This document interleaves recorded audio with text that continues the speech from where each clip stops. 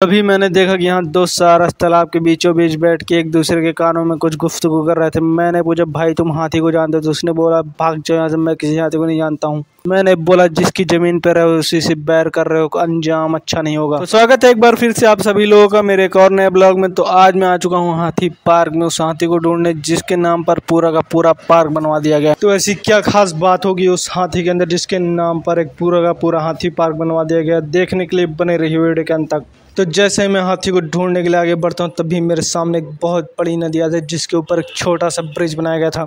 तभी मैं देखता हूँ नदी के बीचों बीच दो बच्चे फंस चुके थे जो जोर जोर से बचाओ बचाओ चिल्ला रहे थे, लेकिन मैं उनको इग्नोर करते हुए अपने मिशन हाथी पर आगे बढ़ जाता हूँ। तभी मैंने देखा कि यहाँ घने जंगलों के बीचों बीच भी जानवरों के बैठने के लिए सोने की कुर्सियाँ बनवाई गई थी ताकि वो यहाँ पे आराम से बैठ के पंचायत कर सकें। यहाँ पर काफ़ी देर तक हाथी की तलाश करने के बाद मुझे हाथी तो नहीं मिला, लेकिन मुझे मिली ये गाय, जिससे मैंने पूछा कि क्या तुम हाथी को जानती हो?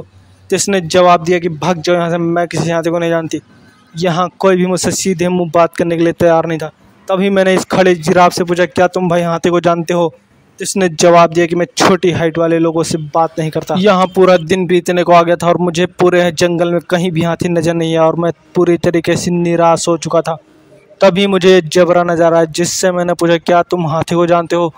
ये मुझसे बात ही नहीं कर रहा था। मुझे लगा इसका मानसिक संतुलन खराब हो चुका है, तो मैंने वहां से तुरंत चलता बन लिया। पूरा जंगल घूमने के बाद मुझे एक चीज समझ में आ गई थी कि ये लोग बहुत ही ज्यादा गरीब हैं, क्योंकि उनके पास टाइगर को अफोर्ड करने का पैसा नहीं था, तो दीवार पर ही टाइगर को बना दिया ताकि लोगों को याद रहे कि टाइगर जिंदा है। पूरा जंगल घूमने के बाद मैं पहुंचा जानवरों के प्लेग्राउंड पर, जहां पर एक कामचोर मेंढक मुंह खोले बैठा था और लोग उसको डस्टबिन समझ के उसके मुंह में कचरा फेंक रहे थे। तभी मैंने देखा कि यहाँ दो सारस तालाब के बीचों बीच बैठ के एक दूसरे के कानों में कुछ गुफ्तगू कर रहे थे। मैंने पूछा, भाई तुम हाथी को जानते हो? तो उसने बोला, भाग जाओ यहाँ से, मैं किसी हाथी को नहीं जानता हूँ। मैंने बोला, जिसकी जमीन पर रहे हो उसी से बैर कर रहे हो, अंजाम अच्छा नहीं होगा।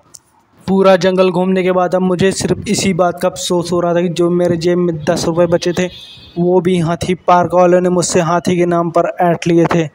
अब मेरे पास घर जाने का भी पैसा नहीं बचा था। Guys, I hope you enjoy this video. Like, subscribe and share. Thanks for watching this video.